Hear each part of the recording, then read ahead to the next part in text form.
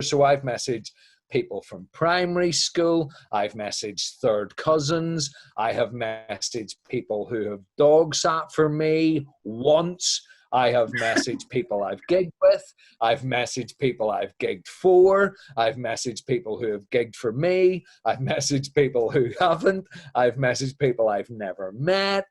I have lost every ounce of my dignity because every so often I seen a number that was quite close to mine.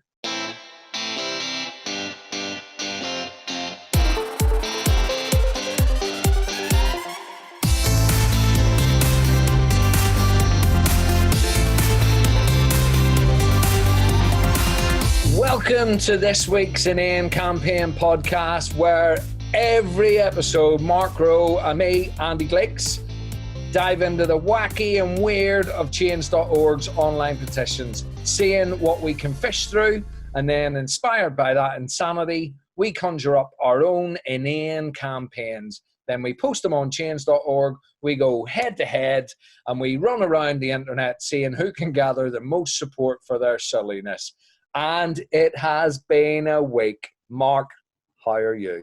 I don't think it's an exaggeration to say that this has been the most frustrating week of my life.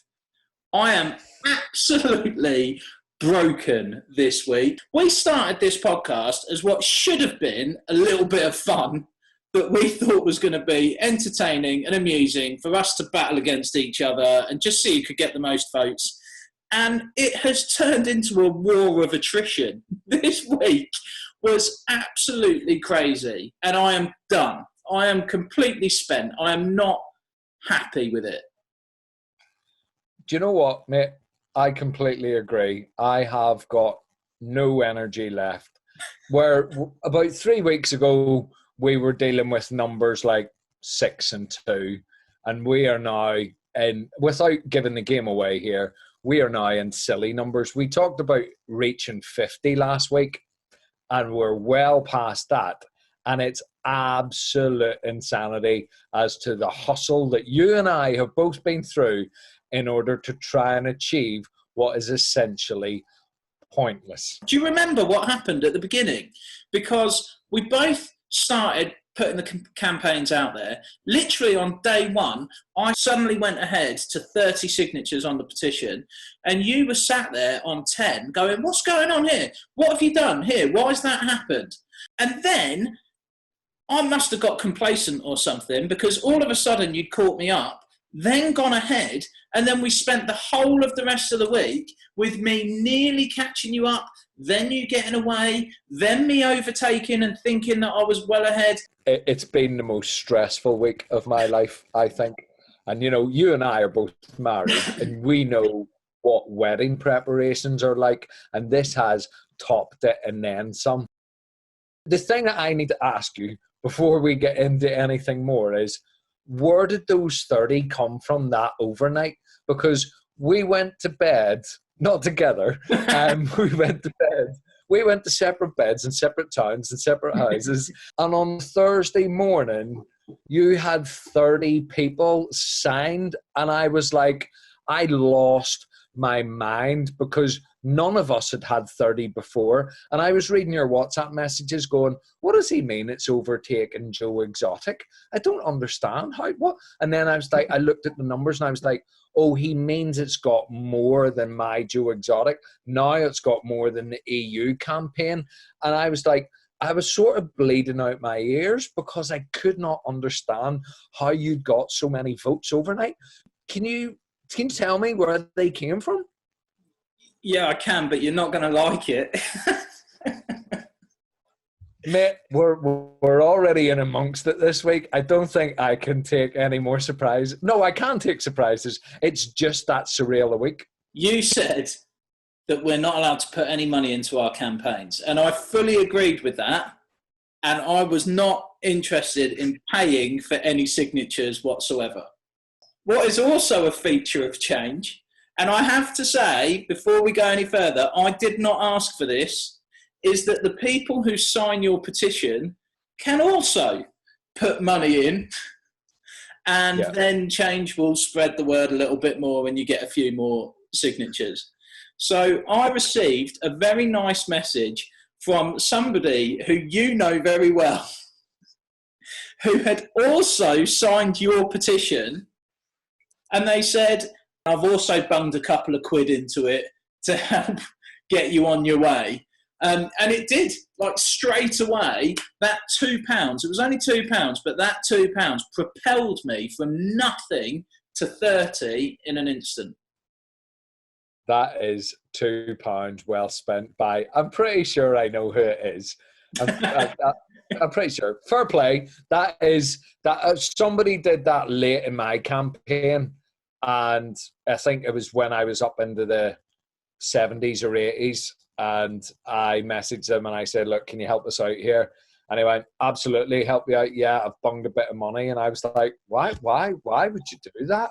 But just to be absolutely clear, we are not asking anybody to put money into the petitions. Please do, though, share the petitions. That costs you absolutely nothing. Share them, spread the word around, put them wherever you want to, and please do encourage other people to join in the fun. Because although we're saying it's been stressful and horrible, it's also been a bit of fun this week. Yeah, it has been. It's been ridiculously competitive, like you said, and that has been fun, but it has also been really stressful. I know I said a couple of episodes ago, 2 or 3 episodes ago, I've run out of friends. I mean, I was joking then. I'm not joking now.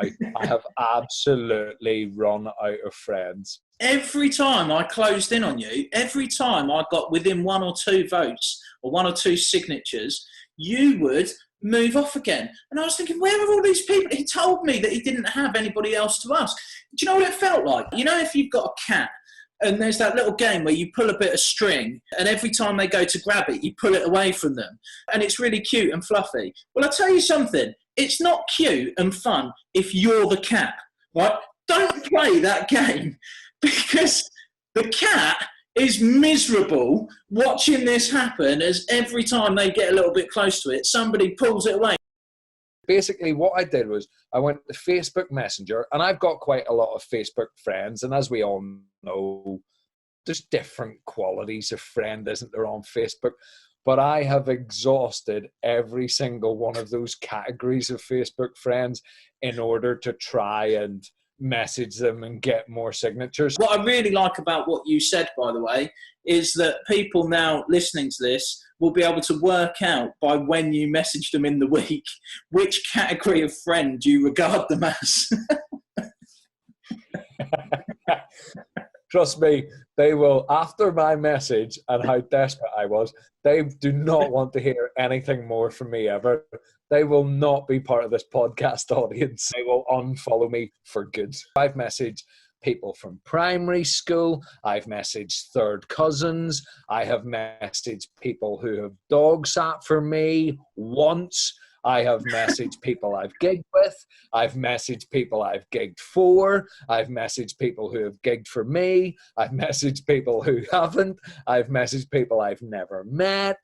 I have lost every ounce of my dignity because every so often I seen a number that was quite close to mine, and I freaked out, and I went back to the list, and I went, okay, more dignity will get put through the shredder. Last night, when again you were creeping up, I was like, I'm sure I've got them now. And again, your numbers start creeping up, and you were about like 2 away, and it was like 98, 96 at one point. And I was desperate to get to 100 first. So I put who's up on Facebook on a status update, and some people went, oh, I'm up. I was like, you've got mail. So I basically just messaged anybody that said that they were still awake, and I said, here's a petition, can you sign it? And told them about the podcast and all the rest of it. And that's how I got to 100 overnight. I have also had very little sleep, so if I start getting very frazzled and very weird on this podcast, even weirder than normal, that is why this competition has broke me.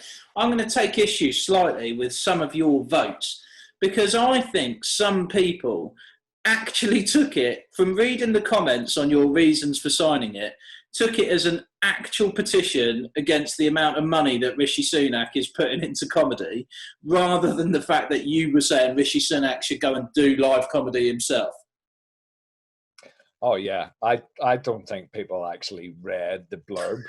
I spent ages thinking about that, handcrafting it, thinking about the words, thinking about the punchlines, and I think people sort of half read the title and then went, blah, I've heard a trigger word, blah. Like my own dad just put, the Tories are jokes in and of themselves.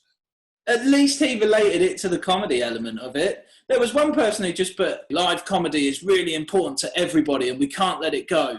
And I was thinking, yeah, but Rishi Sunak performing at an open mic isn't really important to live comedy. That's not going to make any difference whatsoever. I only got onto this idea about messaging all the people on your friends list right at the end of the week. I'd been trying to be creative before that. I had my father-in-law come to visit this weekend, and he was very good. He joined in, he signed the petition, but he put as the reason for signing it, I'm sat in his house and he won't let me have any more beer unless I sign this petition. I love that. And then he sent a post to all of his friends on Facebook saying very similar. So I jumped on that. I just put a comment underneath saying, I've now given him a beer because he signed it, but he's so into this that he's also said he will buy a pint for any of you who also join in and sign the petition. I've got about a dozen of his mates who are now owed a beer off him because I wrote a comment on it. I don't want to get into the metrics this week like I have done in the past. I'm not talking about ratios and stuff like that. But you have an insane amount of views on your petition. You have got something like 5,000 views of your petition. Where did you put it to get that many views? I honestly don't know. I have no idea what happened with that because it happened quite suddenly as well. It wasn't like that was steadily building all the way through. It just jumped up. I also went through some of your petition signatures, and there was lots of international signatures. The first 40 or so were all UK, but then it went like Brussels, Jersey, Tunis, Russia, Hungary, Tel Aviv, Serbia, Cork, Australia, Tallahassee, Sao Paulo. It sounded like the insane itinerary of a drug lord. Whatever you did, I was fascinated by it and also very alarmed because each time I was like, he's got a secret. I don't know what his secret is. How do I play catch up? I don't know. I'll just go and message my friends. Well, not really friends, acquaintances. Well, ultimately, it didn't work out for me, did it? I might have had thousands of views on it, but that is not the game. The game is not how many views can you get on a change petition. It's how many people can you get to sign it. And I fell short. You finished with 118 signatures and I got 111. So thank you if you were one of those people and now you're listening back to this. Thank you for joining in. Thank you for playing the game. We're going to go again. We're going to go again because we are ridiculous. We're too deep, Mark. We're too deep into it now, especially having done this week and got all that backing. I know it's nearly broke us, but actually what we have done is realised how important the whole process is to us and how much we both want it. As meaningless as it is, we both have this toxic masculine side that needs a win. I desperately need a win. What is it now, like 4-1 to you? 5-1? I think it's 5-1.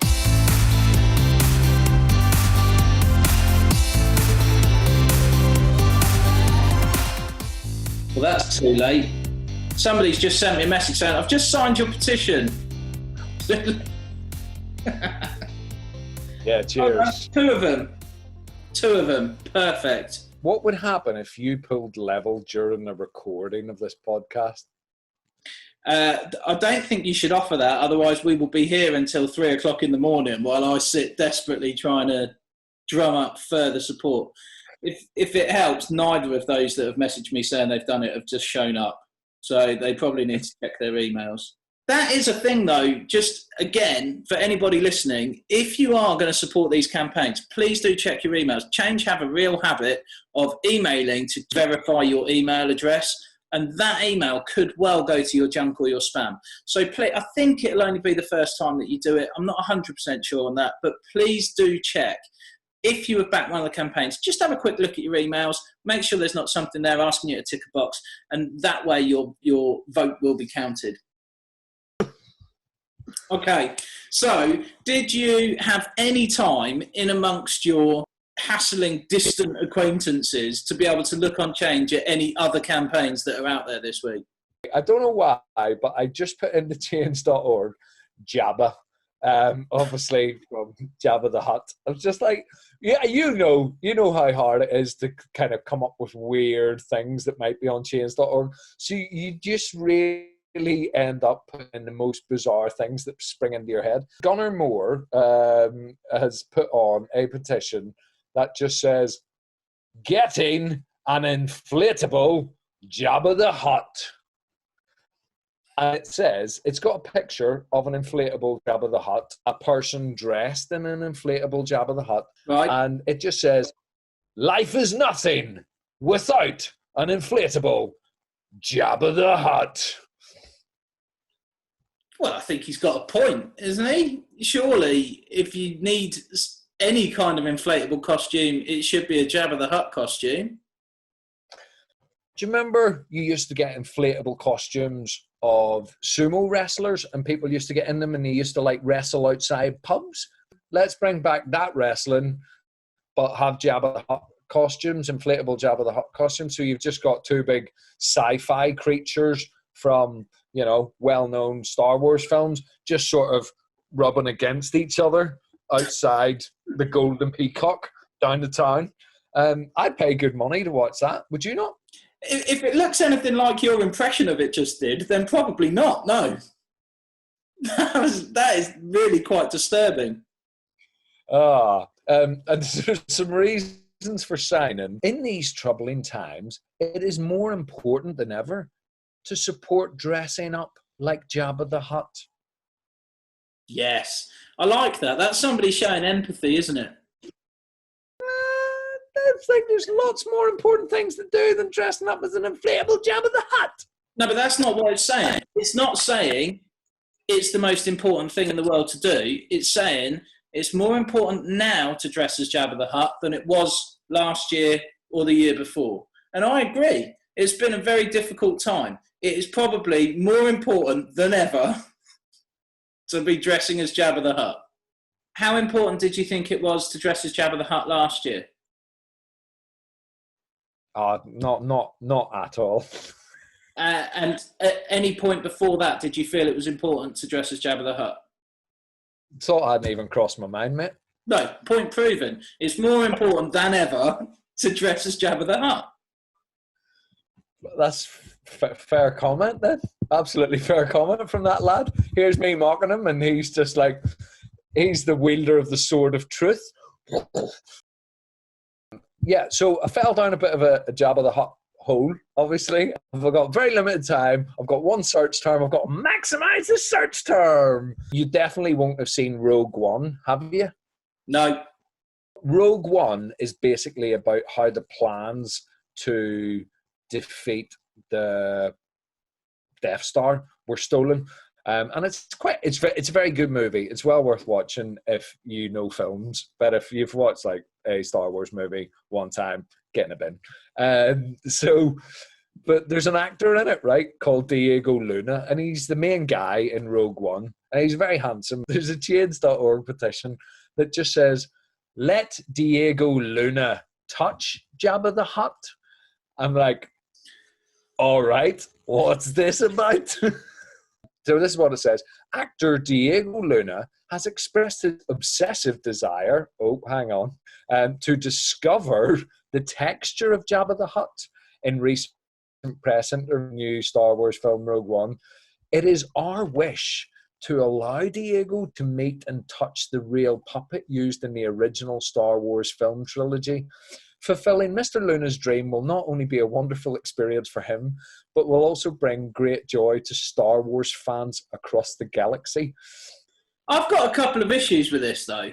Right. Firstly, why is a man who is in a film that is essentially owned by this franchise of films not able to just pick up the phone to somebody and say, hey, do you know what? I really want to come and touch Jabba the Hutt.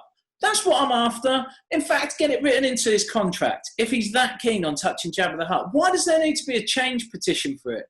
I think these people are wasting our time. Also, the phrase, it will please Star Wars fans across the galaxy. Like, they are so caught up in it, they are so messed up that they think that there are other creatures, people, whatever, across the galaxy living on another world, but they've just managed to get hold of a DVD of Star Wars that they're sat watching because they're big fans of the franchise. People, what is this madness that we're dealing with? And what do you think happened once he touched Jabba? I'm not going to answer that question. No lightsaber jokes. What do you think? Was he satisfied then? Do you just touch Jabba the once and then think, oh well, it's exactly as I thought it would feel? The end. I think if you touch Jabba once, you probably want to continue to touch Jabba for a long time. What have you found on chains.org this week? Well, I quite like this. I'll be honest, I found one that was very similar, but it was absolutely littered with very bad language. And I'm trying to avoid that within this little podcast. I didn't want to have to beep out every other word, and it was littered. So that was about recorders. So I took a little sidestep. This is about kazoos. It's virtually the same. I'm sure you can imagine, right? It says, stop Rory playing the kazoo. Okay. Yeah. They said that they've had enough of Rory playing the kazoo. It was a bad thing. He was annoying everybody by playing the kazoo, right? These are the reasons for signing from virtually everybody that signed. I think everybody put a reason.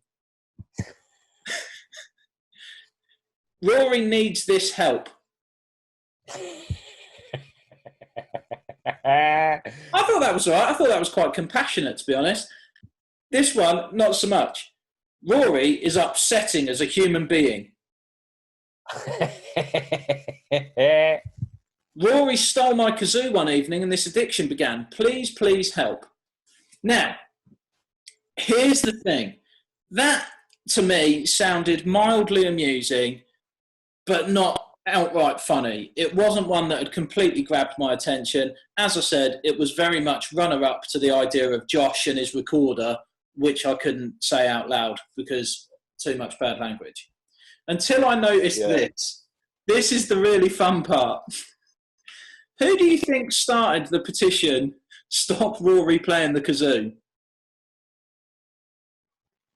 I'm going to take a wild guess here. I'm going to say it's probably Rory. Rory started his own petition to make himself stop playing the kazoo.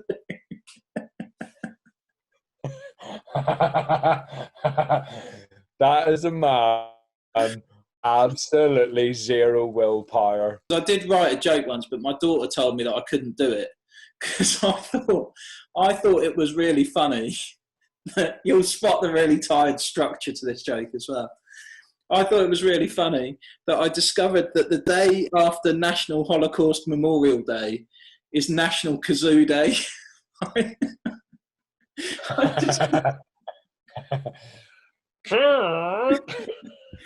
Inappropriate are those two things together. And I just thought it was really funny that one of them was created by somebody in Germany and brought pain and suffering to millions of people, and the other one was the Holocaust. I mean, after something so heavy, you're gonna need some light relief. You know, I'm all four days put beside each other, which are like sort of yin and yang. You know, I don't think the kazoo is it though. I'm not sure that is something that's going to brighten the mood. Oy vey, oy vey. Oh dear, that's funny. I like that. I'll tell you this, because I was sent one by my mate Gaz Lawton, but he wasn't really trying to send it to me so that I would use it on the podcast. When I did my campaign this week, he just said, I really feel sorry for you, man, as a comedian, because you try and make jokes about stuff, but the world is so messed up at the moment that nothing seems like a joke anymore. And then about 3 days later, he sent me this petition and just went, told you. Right, so this is it. Don't allow Mike Tyson to fight a great white shark.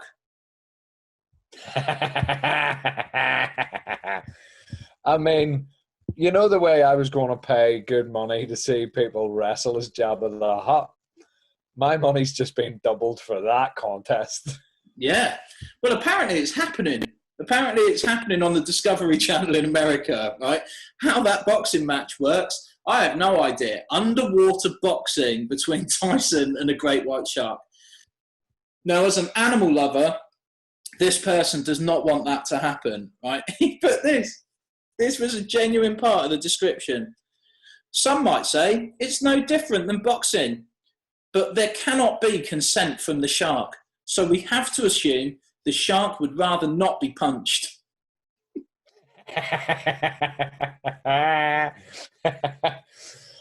We couldn't get the shark to sign the forms because the shark had no opposable thumbs. To be honest, my money's on the shark anyway, because unless they're fighting on land, in which case Tyson has a very obvious advantage there, my money is in water very much on the shark. Anyway, somebody shot him down. Somebody put in reasons for signing. But I love the fact that in order to have the opportunity to be able to write a comment to shoot this person down and tell them how stupid their whole petition is, they had to sign the petition in the first place. To be able to tell them. It says this whole petition is stupid. Here's why. 1, there will be no fight. It's going to be like the Michael Phelps thing where they likely compare and contrast things like Mike's punching power to the shark's bite force. 2, great whites are a protected species, vulnerable to extinction. Discovery would never put one in harm's way. 3, anyone with a brain knows that Mike Tyson would never stand a chance against a full-grown great white determined to kill someone. No human would. This is an animal that can weigh up to 2,000 pounds and reach 20 foot in length. Use your brains, please. Slayed by facts. Yeah, absolutely. Loving the scientists coming in saying, you might be an animal lover, but you clearly know nothing whatsoever. I mean, the shark has one big advantage when it comes to fighting Mike Tyson as well. The shark has no ears for Mike Tyson to take a mid-session bite out of. Do you know what I mean? So, effectively, my money's on the shark. Do you think it's because, didn't he used to keep tigers, Mike Tyson? Didn't he famously have tigers that he looked after as pets, and then he got told off for it because it wasn't really the right way to keep wild animals? Do you think he's just gone, I've grown up boxing tigers, bring on the next dangerous animal? I know, great white shark. Yeah, I mean, Mike Tyson's mental health is something I've been worried about for a long time. And this is just adding fuel to the fire, quite frankly. And I want to see Mike Tyson and the shark in a Jabba the Hutt costume outside a pub called the Golden Peacock. I just want to see how that goes down. Yeah, I would pay to see that. That's fair. I wasn't so sold earlier, but now you've added Mike Tyson and a shark into the deal, I'm in.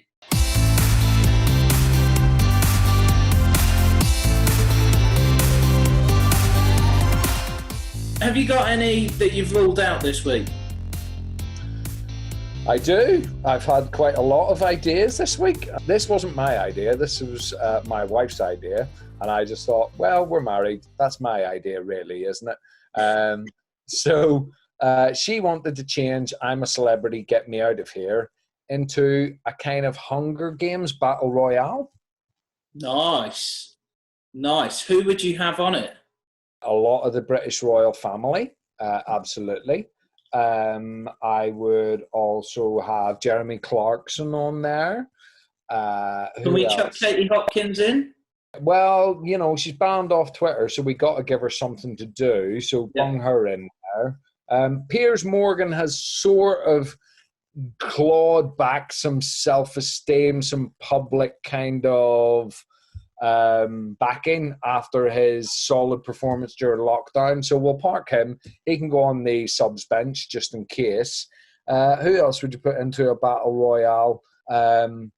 Well, politically, I would put quite a few of the Tory cabinet in there as well. Who else would I put? Who else? I can't really think. I'm so drained from this week, Mark, that I don't know who exists out in the realm of celebrity. So what you mean is you've stolen your wife's idea, not really thought it through properly, and then just come on here, thrown it out there without actually giving it any kind of consideration whatsoever.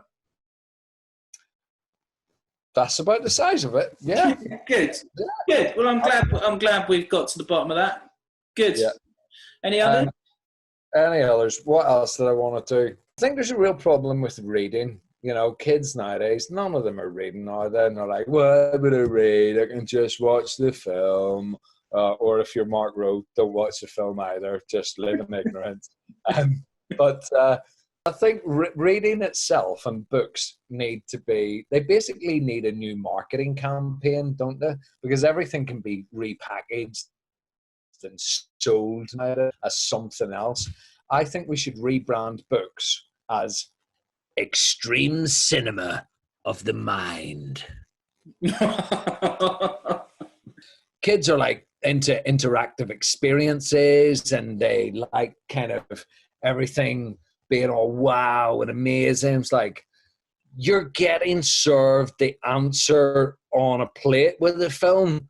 What is more interesting than going into the computer architecture of your brain and having things conjured up from the grey matter within your skull and seeing it live in your head? I think I've just experienced what it's like to be sat in one of your lessons at school, and it's quite terrifying. It's quite an awful experience. Kids do definitely just want the answers, don't they? I find it so frustrating at work when you try and get them to share ideas and thoughts, and they just look at you. Sometimes they actually just say it out loud. Sometimes they actually go, yeah, but what's the right answer? It doesn't have to be always a right answer. When you're talking about creative things, when you're exploring different options, different ideas, different interpretations, you can come up with all sorts of different things. It doesn't have to be one thing that fits in a box neatly as an answer that you can write in 2 sentences, ideally that the teacher has written down and used big words in that you can then lift and put into your exam paper. Very, very frustrating. So maybe if we had the extreme cinema of the mind, maybe we'd be able to get kids to think a little bit more for themselves and not just want all of the answers given to them on a plate, as you were saying. I love reading, and I just love the fact that when I read, I can picture everything in my brain, and I can see the people. I've given them faces. I know I've given them the set. All right, I'm being helped by the author, but I fill in the gaps, and me plus the author equals the extreme cinema of the mind.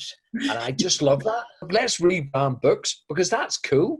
That's cool that your brain can go, look, there's a stage, there's a set, there's the people, there's the hair. Get on it.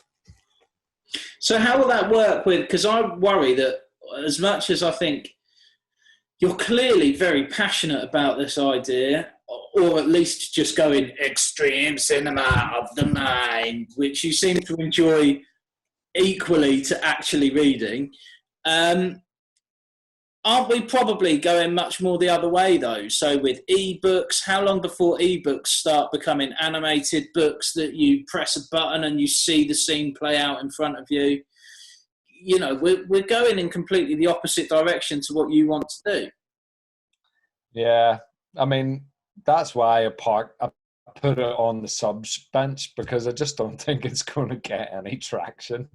I'm not going to take ages over these because they weren't ideas that truly convinced me. They were just things that I was kicking around. I'll be honest, this was going for the popular vote, trying to think of things that people would want to happen or things that people would want to see.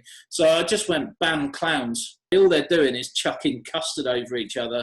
Well, it's not even custard, is it? It's shaving foam. It could be squirty custard. It would be if Anchor hadn't banned or got rid of squirty custard several years ago. Maybe two clowns have stockpiled this squirty custard for years, and they have went, do you know what? We're so in love with the aerodynamics of the squirty custard that we're going to keep the squirty custard. Doesn't matter if it's in date, if they're just using it to spray over each other. They're not eating it, you know. Have they filled a bath with it? Are they floating on top of it? They're the big questions we need to ask, Mark. Well, in my mind, that's just another reason to get rid of clowns, because they've deprived us of squirty custard, which we quite clearly wanted back. Do you remember the killer clown epidemic a few years ago? And there was people who just thought it was really clever to dress up as clowns and then go out into the public with actual weapons and chase after people and terrify. We had them turn up at our school and everything.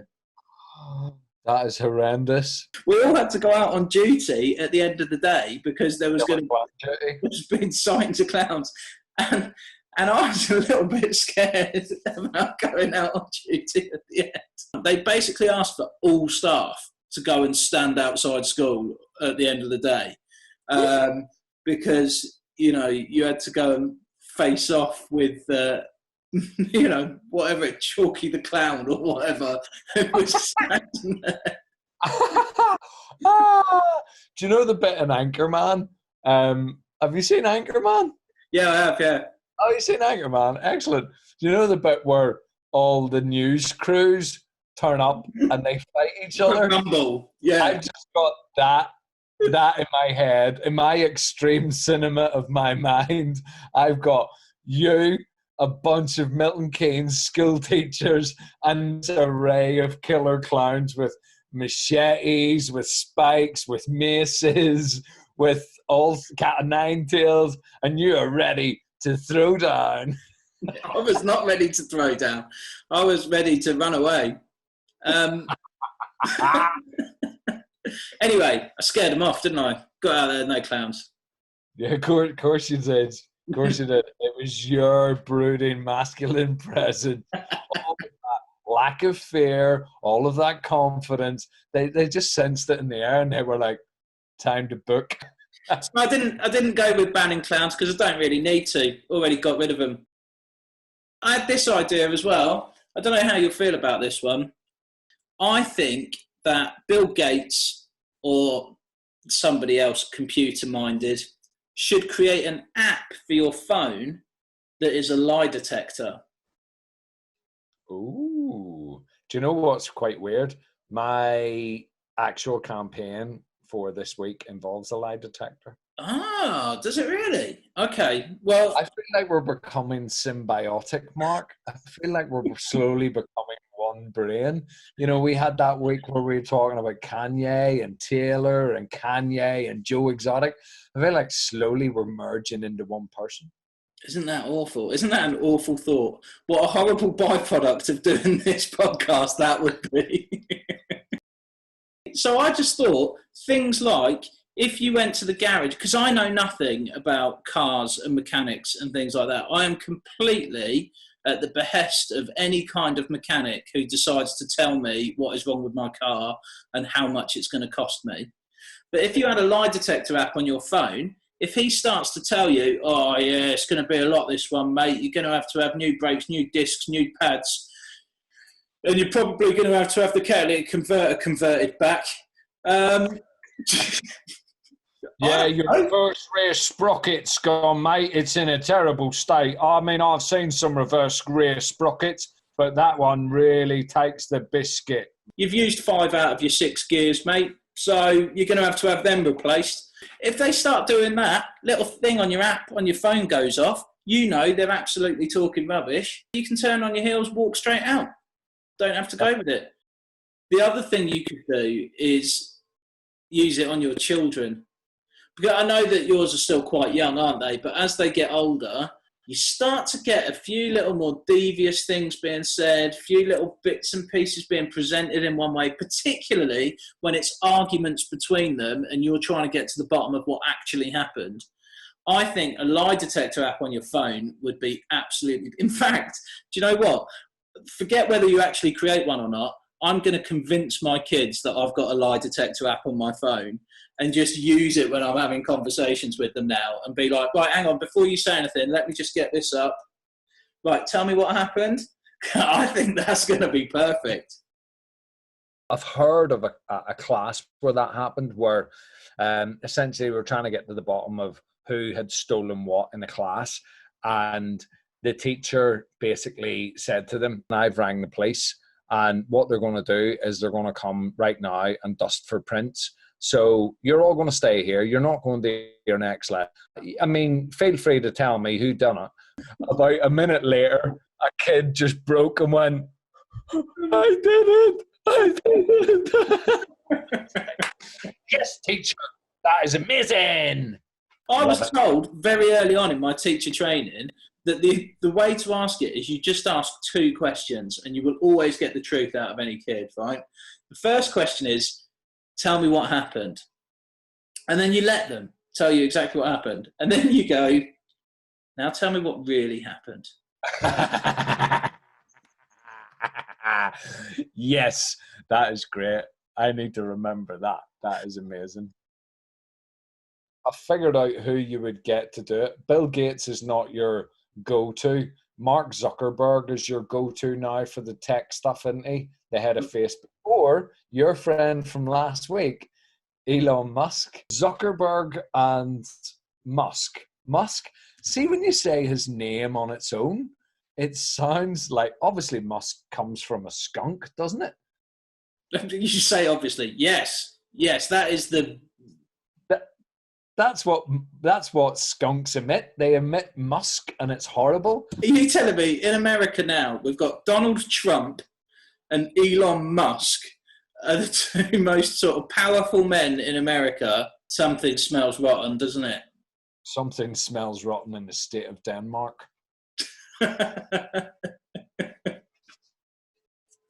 There's a literary reference for you. If you're for the cinema of your mind. You're getting it. I love the fact that you're getting into it now.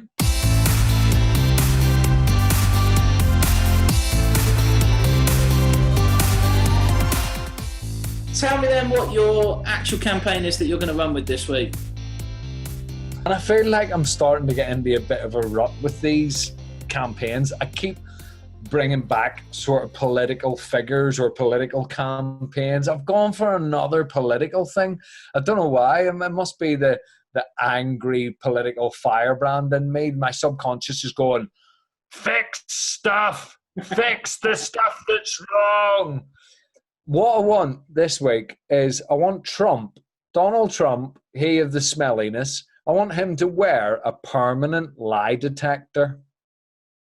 Okay, yeah, that would be quite handy, wouldn't it? Is it going to be battery powered? Because I think you're going to get through a fair few batteries. It's going to be going off quite a lot, isn't it?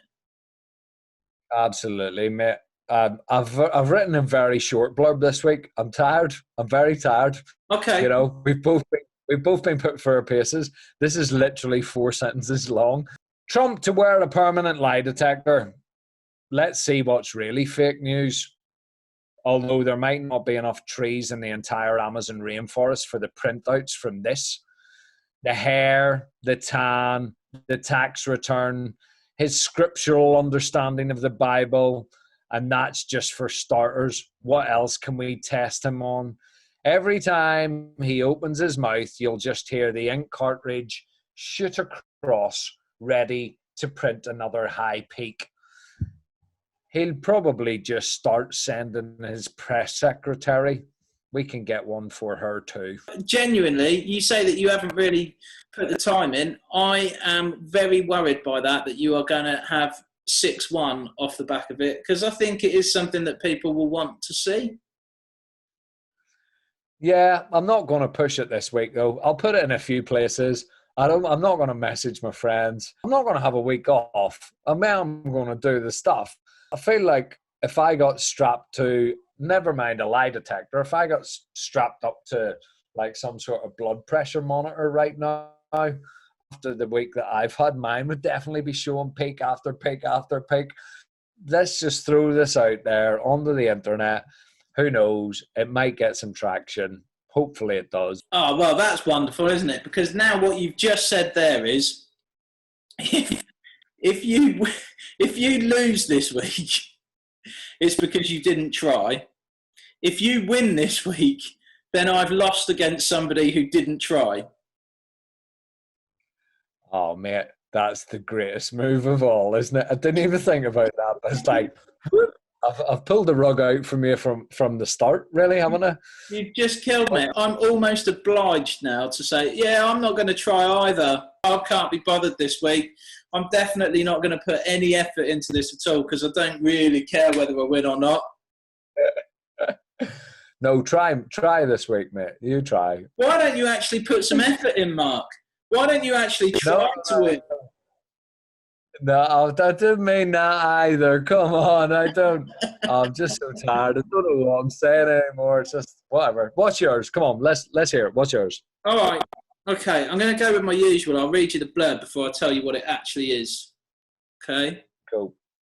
For the last few years, Big Ben has stood tall but silent, like one of those guardsmen at nearby Buckingham Palace, whilst some mind-numbingly expensive restoration work has been carried out. Work that is rumoured to have cost nearly as much as the restoration carried out on Joan Rivers, Michael Jackson and Priscilla Presley combined. Perhaps understandably, some people in this country were not best pleased and considered this an expensive waste of money. So I have an idea to alter the restoration plans just slightly in a bid to appease everybody and put a smile back on more faces than the 4 at the top of the tower. Why not make Big Ben the world's biggest cuckoo clock? This would be both a tribute to one of the best imports to come from our European neighbours, and also a bit of fun to keep everyone entertained when the clock strikes. The opening sequence of the News at 10 would be much more exciting if a giant bird popped out the clock face and majestically spread its wings over the Thames. Doesn't have to be a cuckoo either. We could make it a swan or an ostrich or Rodhull's emu. Finally, it would be a reminder of just how cuckoo everyone has gone over the last few years with Brexit, and bring the country back together as we fly into the next few years with a much more united front. Ah, that's great, mate. I do like the idea, and I think it's very fitting, the idea that on the hour, every hour, there's no greater symbol for modern Britain right now in 2020 than possibly something coming out and it's emu from the 1980s and someone's got his hand up the bird's backside to go squawk, squawk. I don't think you should have actual Rod Hull though, because he's not very good with heights. No. We can have a stand-in Rod Hull. Different people. Maybe it can be a celebrity. No, maybe it can be like a competition thing. Maybe every day somebody new can be taking up Big Ben to be the operator, the bird. I do think it will bring that cohesion back that we need. People, put a smile on the face. My kid, there's a clock in Milton Keynes shopping centre that's got a huge frog attached to it, and on the hour, it might not be on the hour, it might be every 15 minutes or something, there's a golden ball that rolls across when it strikes the 15 minutes, and then it rolls back across, and when it gets to the frog comes to life, music starts playing and bubbles come out of the frog. And it is the most exciting thing that children have ever seen in their life. They all gather beneath trying to catch the bubbles. And all I'm saying is we could bring that on a much bigger scale to the whole country, that kind of magnificent idea, but with a bird. I think that might be the most depressing thing I've ever heard. Here's a little confession then. Do you remember?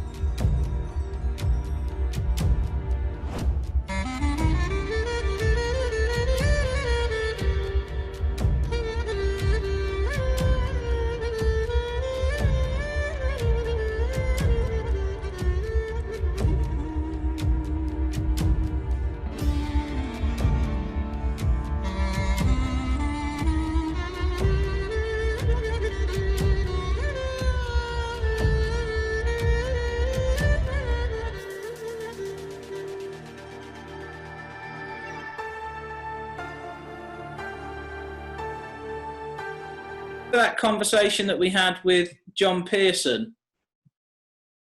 Yeah. And he was like, well, Andy messaged me, you didn't message me. So I messaged him and said, here's the campaign for next week. Please sign it now so that I can tell Andy when we're recording the podcast that I'm already ahead of him. And he was like, yeah, of course, mate. Done. So there you go. I'm already got the lead on you. So we will go and we will put these campaigns on change, and then we will go and fall asleep somewhere. But we will put the campaigns out there. You might even get a little message from us asking you to back it. If that is the case, then please do, so that we don't have to burn any bridges that we have remaining or lose any more shred of dignity that we have left. And we'll do this again next week, Andy. Catch up and then find out who was the winner. Spoiler alert, it'll be Andy. But there you go. If you're interested in finding out how we got on and what happened, then join us next week for another exciting edition of the Inane Campaign Podcast.